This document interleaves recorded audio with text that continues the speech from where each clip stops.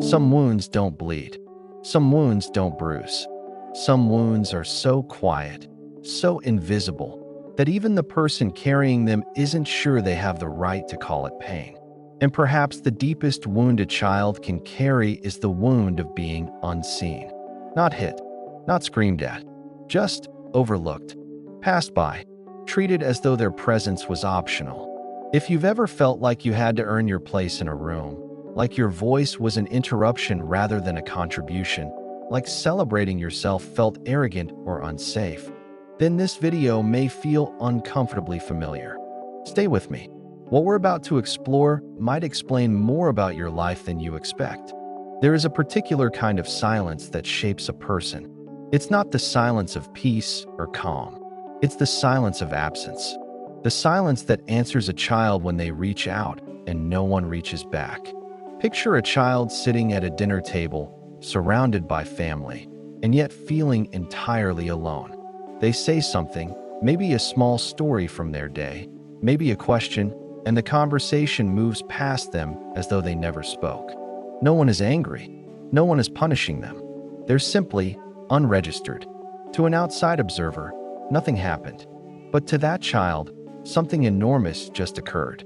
They learned, in that tiny moment, that their voice doesn't land, that their presence doesn't ripple, that they exist, but only barely. Now imagine this happening not once, but consistently, week after week, year after year. What begins as confusion slowly becomes belief. The child stops expecting a response. They stop reaching out. They learn to take up less space, to need less, to ask for less, because asking has only led to emptiness. And here's the part that haunts them into adulthood. They don't remember learning this. It simply becomes who they are. So what exactly happens in the mind of an ignored child? Why does something as passive as neglect leave such active scars? To understand this, we have to look at what children actually need. Not want, need. Developmental psychologists have long understood that children don't just require food, shelter, and safety. They require attunement. Attunement is the experience of being noticed, of having your internal world reflected back to you by someone who cares. When a baby cries and a parent responds with warmth, the baby learns something fundamental. I exist. I matter. My feelings create a response in the world. This is the foundation of what psychologists call secure attachment. It's the emotional bedrock that allows a person to trust others, regulate their emotions, and believe they are worthy of love.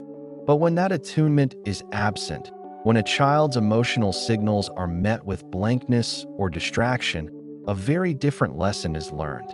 I don't matter. My feelings are invisible. I am alone in this. The child doesn't have the language to articulate this. They simply feel it, absorb it, and build their identity around it. Neuroscience has shown that chronic emotional neglect actually alters the architecture of the developing brain. The stress response system becomes overactive. Cortisol, the hormone associated with threat, floods the body more frequently than it should.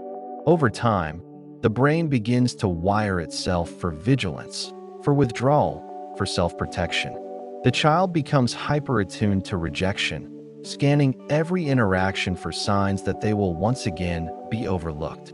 And the cruel irony is this. From the outside, they often appear fine. They're not acting out. They're not causing problems. They're just quiet, just easy, just invisible. But here's a question worth sitting with.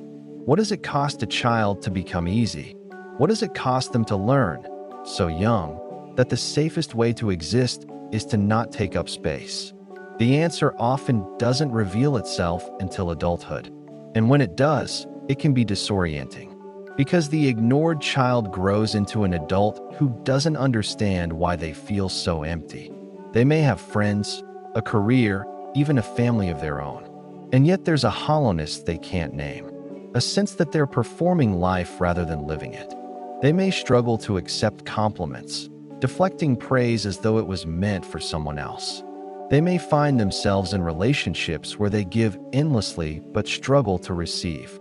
They may work themselves to exhaustion, hoping that achievement will finally make them feel seen, only to discover that no accomplishment fills the void. Because the void was never about achievement. It was about presence. It was about being valued not for what they do, but for who they are. And this is where emotional neglect becomes so insidious. Unlike overt abuse, it leaves no obvious story. There's no villain to point to, no dramatic event to process. Just a pervasive sense of not enoughness that the person can't fully explain, even to themselves. Many adults who experienced emotional neglect in childhood describe a strange guilt when they try to talk about it. They say things like, "My parents weren't bad people," or "I had a roof over my head. I shouldn't complain." And they're right that their parents may not have been cruel, but they're wrong that their pain doesn't count. Because neglect is not about what was done to you. It's about what was missing. And you cannot heal from something you won't allow yourself to name. Let me ask you something. Have you ever dismissed your own needs before anyone else had the chance to? Have you ever felt guilty for wanting attention, as though desire itself was a flaw? Have you ever achieved something meaningful and immediately minimized it, unable to let yourself feel proud? If so, you may be living out a pattern that was written into you before you could read. The ignored child develops survival strategies. Some become hyper-independent, learning early that they can only rely on themselves. They may grow into adults who struggle to ask for help, who feel burdened by intimacy, who keep others at arm's length because closeness feels dangerous. Others move in the opposite direction. They become hyper-attuned to the needs of others, pouring themselves into caretaking and people-pleasing, hoping that if they give enough, someone will finally notice them. They may lose themselves entirely in relationships, unable to identify their own needs because they were never taught those needs mattered. And still others simply shut down. They learn to want less, feel less, expect less. They move through life in a kind of emotional grayness, protected from disappointment but cut off from joy. Each of these adaptations makes sense. Each was, at one time, a form of survival. But survival is not the same as thriving, and what protected the child often imprisons the adult. Here's something that might surprise you. The parents who neglect their children are rarely monsters. More often, they are people who were themselves neglected, people drowning in their own unmet needs, people stretched thin by poverty, illness, trauma, or simply the overwhelming demands of modern life. A parent glued to their phone isn't evil. They're distracted. A parent who doesn't ask about their child's day isn't cruel. They're depleted. But here's the difficult truth. Intent does not erase impact. A child's nervous system doesn't care why they were ignored. It only registers that they were. And the wound forms regardless of the reason. This is why the cycle of neglect is so persistent. Hurt people raise hurt people, not because they want to, but because they don't know another way. The parent who was never seen struggles to see their child. The parent who was never attuned doesn't know what attunement looks like.